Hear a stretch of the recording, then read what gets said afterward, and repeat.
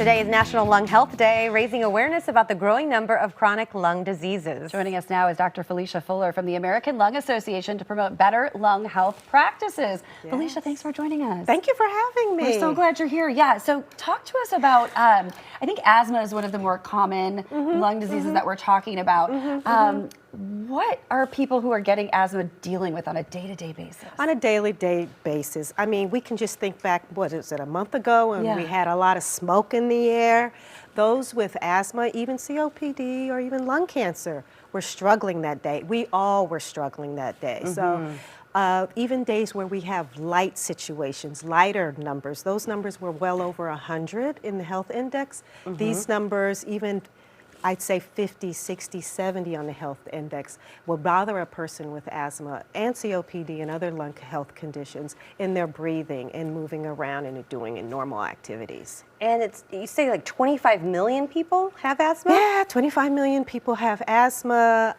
Here in Illinois, we have about 11% of all children that have asthma, but here in Chicago, it's well into 16%. Oh, but so it's more. Oh, yes. And in some communities, unfortunately, even far higher than that, depending on where they live, if they live around coal plants, industry. So external factors. External factors, environmental factors are very critical for people. And you guys actually have this home assessment program where, because there are triggers all over your house you may not even know about. Yes, yes, yes. Maybe you could tell us about some of those triggers and what the program does.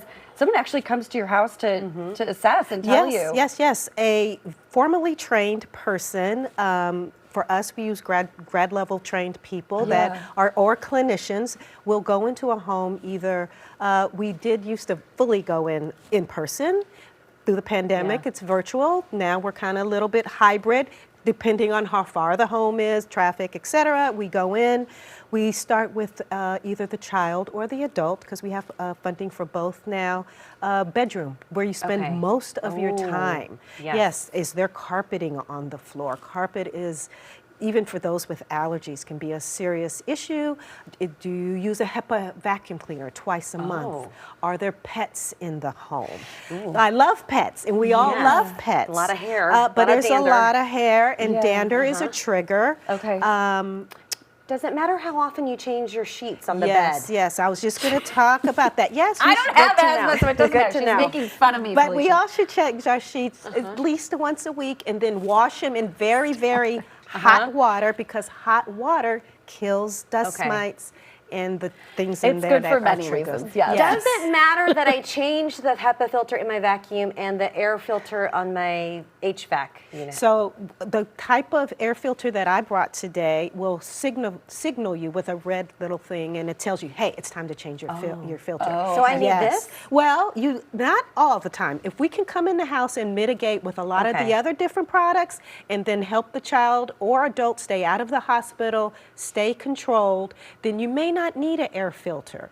But most of the time, we still add that to the products that we do give the families as we are leaving. And I see a roach killer. Does that cause asthma, having roaches in the droppings, just like the droppings from the dust mites, just like droppings from, unfortunately, mice, rodents, roaches, yes. So that's something that you want to keep clear. And we all have those situations if we live here in Chicago. So. And what about this mattress protector? Same thing with the dust mites. You can cover all of us should do this. Cover our mattresses, cover our pillows with hyperallergenic and mattress pads and pillow covers, because that traps the dust mites in there, so we're not breathing them in. All of that can cause triggers in people with lung challenges. Quick question. Is it okay to have like a feather, like a natural feather duvet, or is it not?